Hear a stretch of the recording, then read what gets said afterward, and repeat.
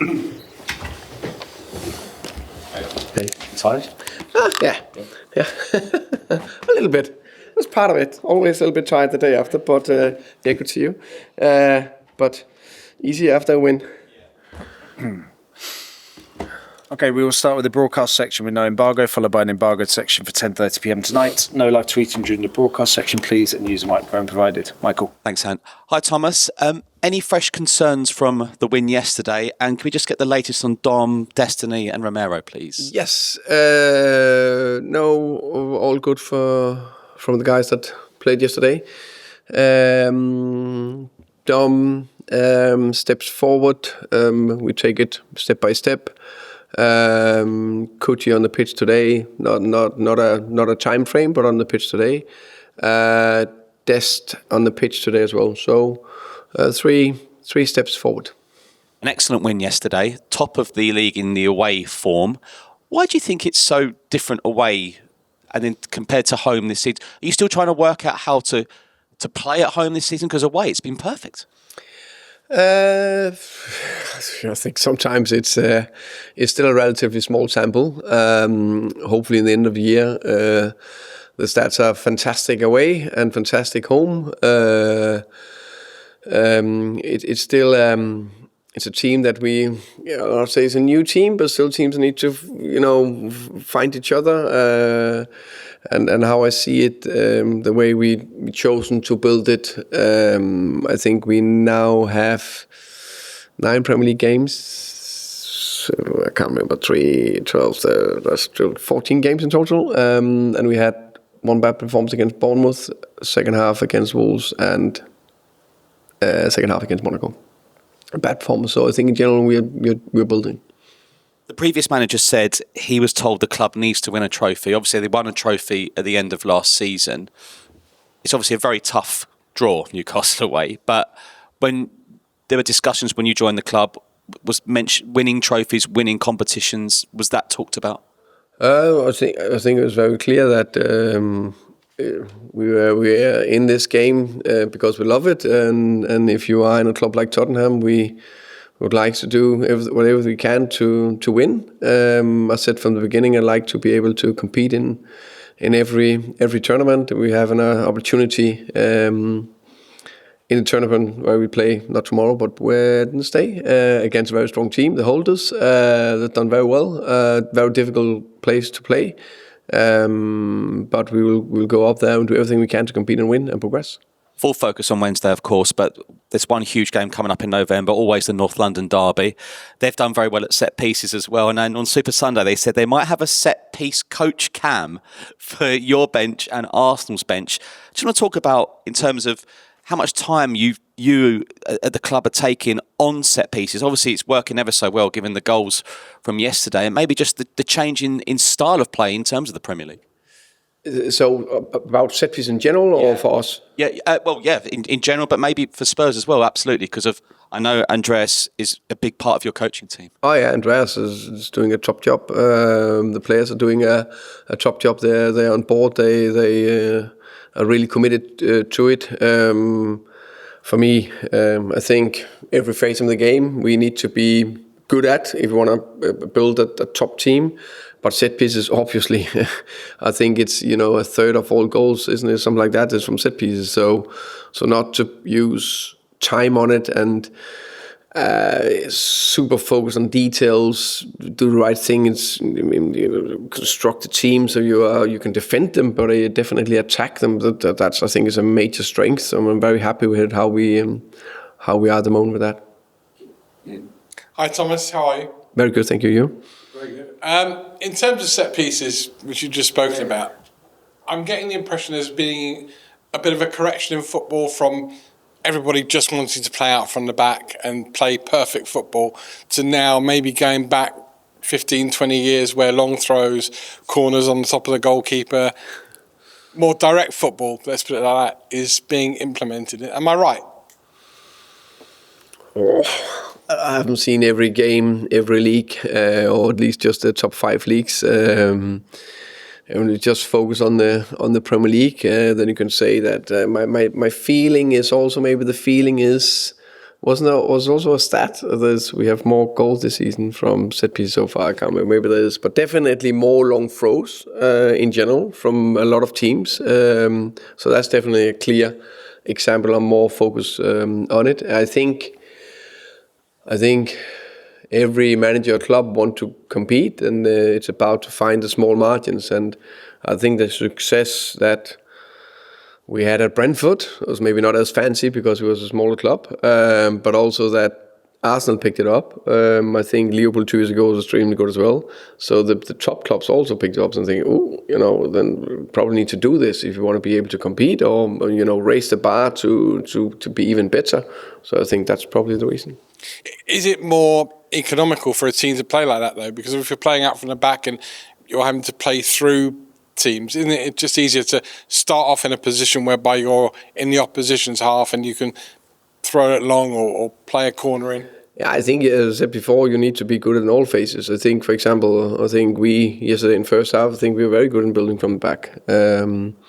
You also need to control the ball in the middle of the pitch sometimes, and it's all about what kind of strategy and style you have. But a big part of it is definitely also to be good at set pieces. For 50 years at Newcastle, for nearly 20 years here, it was always said the club's got to win a trophy, and when they win their first one, more will follow. So Newcastle won the League Cup last season, you won the Europa League. Does it naturally mean that more cups will follow? I mean, you're in this competition, if you get through quarterfinals, what have you, is it that simple that once you win one, others will follow? I think you can put it in two ways. I think it's to get to win that trophy. That's very difficult, but to sustain it is probably even more difficult. But that's the aim. We have some players here that had a fantastic experience last year, winning the Europa League final, and they're very eager to win more trophies, and we would like to compete and win. So we are definitely going for it for tomorrow. Thank you. Hi Thomas, you briefly praised Kevin Danso last night, and I think he had 18 clearances and won all 6 of his duels. I wonder if you could just elaborate a little bit more on what he offers to the team and how he's performed since he's come in for CUTI.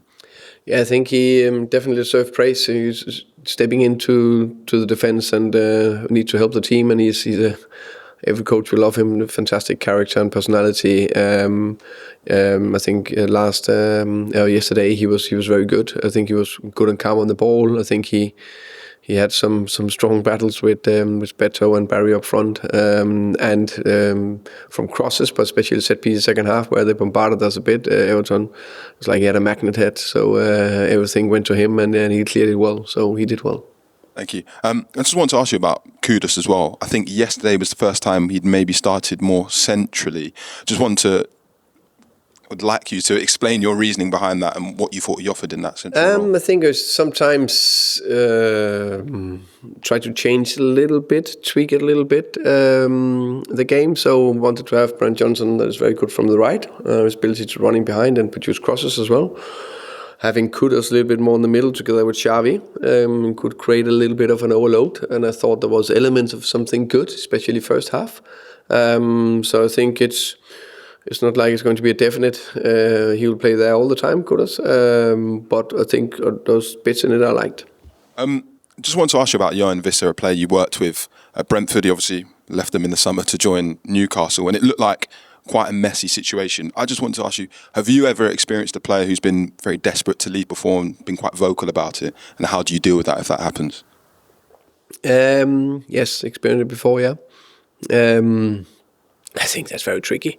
It's very tricky. In general, I think it's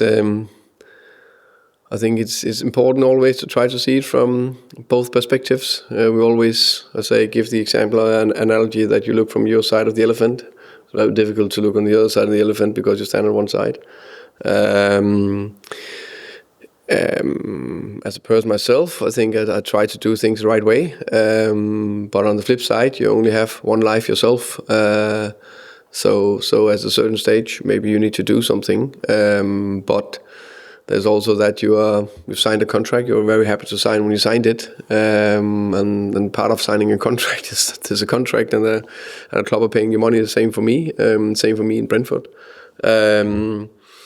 When I had to leave here, I had the opportunity to leave to come to Tottenham. So I think it's very complicated. I prefer they go smoothly, but it's all about communication, and it's tricky. Finish this section with George. Hi, please. Thomas. It's a brilliant win yesterday, and Micky Van De Ven obviously got the headlines. You've tied down Cristian Romero so far this season, and Rodrigo Bentancur. Is Micky kind of the next one? And big written red on the board, tie down Micky Van De Ven to a long-term deal.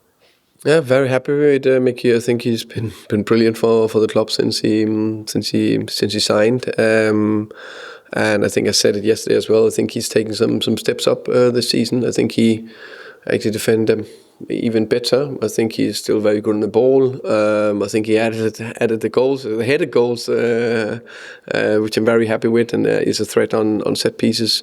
Character, leadership, also growing. So as far as I know, we have a good contract with him, but definitely a player I see a big future here in the club.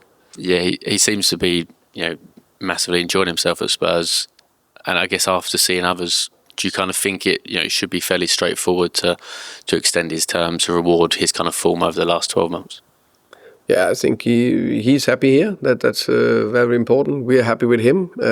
Let's see what will happen in the future. But I think the most important thing is, I agree, it looks like he really enjoys his football. He really enjoys his time here. I'm very happy with him. Everyone is happy. So that's a good start. And I imagine in an ideal world, you'd maybe want to rest him and a few others tomorrow.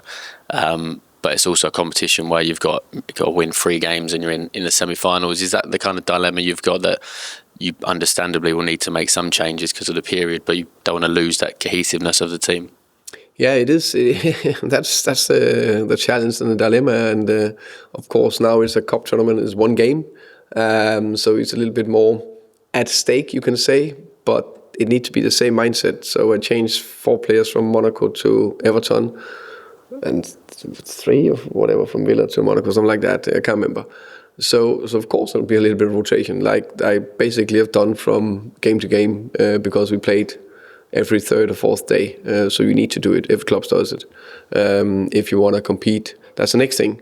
So if you want to compete over 60 games, you can't play the same 11 for 60 games, because risk of injuries and fatigue and lack of performance, that will just naturally happen. So it's that fine balance to try to manage that. That is, but that's what we're up for. That's one of the beauties of being head coach, and have sleepless nights to try to figure everything out. But that's part of the good fun. Okay, we'll end the broadcast section there and move on to the embargoed section for 10:30 p.m. tonight. Tom?